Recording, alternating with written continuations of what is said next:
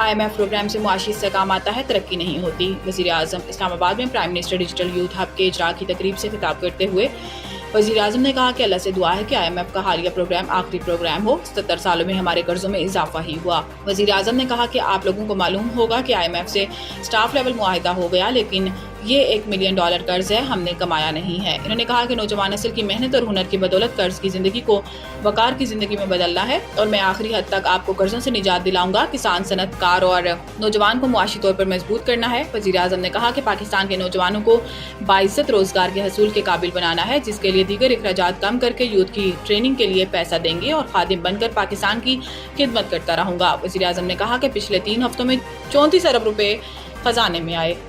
शरपसंद अनासिर बलोचिस्तान की अमन और तरक्की के दुश्मन हैं। वज़ीर-ए-आज़म सदर की गवादर हमले की मजम्मत। वज़ीर-ए-आज़म ने वाक़े में 6 अफराद के जाँ बहक होने पर गहरे दुख और रंज का इजहार करते हुए हदायत की है कि वाक़े की तहकीकात करके जिम्मेदारान का तयन और करार वाकई सजा यकीनी बनाई जाए। वज़ीर-ए-आज़म ने कहा कि शरपसंद अनासिर की मासूम लोगों के खिलाफ बुज़दिलाना कार्रवाइयाँ इनकी हैवानियत की वाज़ेह अक्कासी करती हैं।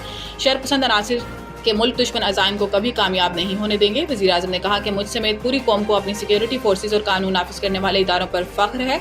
सदर मुमलिकत आसिफ अली जरदारी ने मुसल्लह अफराद की फायरिंग की मजम्मत करते हुए दहशतगर्द हमले में कीमती जानी नुकसान पर इजहार अफसोस किया। आसिफ अली जरदारी ने कहा कि दहशतगर्द मुल्क की तरक्की और सूबे की खुशहाली के दुश्मन है। दहशतगर्द बलोचिस्तान को तरक्की करता नहीं देखना चाहते। सदर मुमलिकत ने हमले में जख्मी अफराद की जल्द सेहतयाबी, जाँ बहक अफराद की बुलंदी दर्जात और अहल खाना के सब्र जमील की दुआ की। 15 दिन मुअत्तल रहने के बाद जाफर एक्सप्रेस पेशावर से क्वेटा के लिए रवाना। वफाकी वजीर अमीर मकाम ने मुसाफिरों को पेशावर से रुखसत किया। जाफर एक्सप्रेस जुम्मे को क्वेटा से पेशावर आएगी। गुज़िश्ता रोज़ वजीर रेलवे हनीफ अब्बासी ने ऐलान किया था कि हफ्ते में 2 दिन चलने वाली बोलान मेल रोजाना की बुनियाद पर चलाई जाएगी। मीडिया से गुफ्तगू में अमीर मकाम ने कहा कि जो बलूचिस्तान की तरक्की रोकना चाहते थे, इन्हें मायूसी हुई। दहशतगर्दी के खिलाफ कौम मुत्तहिद है, कोई सियासत ना करे।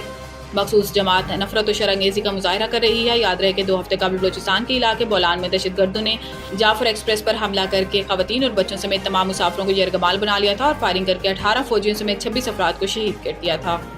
अमरीकी कांग्रेस में पाकिस्तान मुखालिफ बिल दो तरफा ताल्लुकात की कासी नहीं।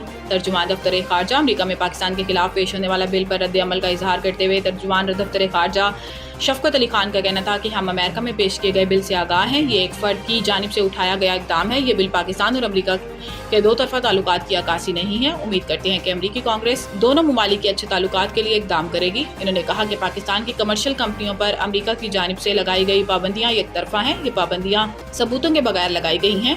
पाकिस्तानी सहाफ़ियों के दौरा इसराइल पर बात करते हुए तर्जुमान ने बताया कि पाकिस्तानी पासपोर्ट पर इसराइल का दौरा नहीं हो सकता। इससे पहले जो इसराइल के दौरे हुए वो डुअल नेशनल थे। पाकिस्तान के इसराइल पर मौक़िफ़ में कोई तब्दीली नहीं आई।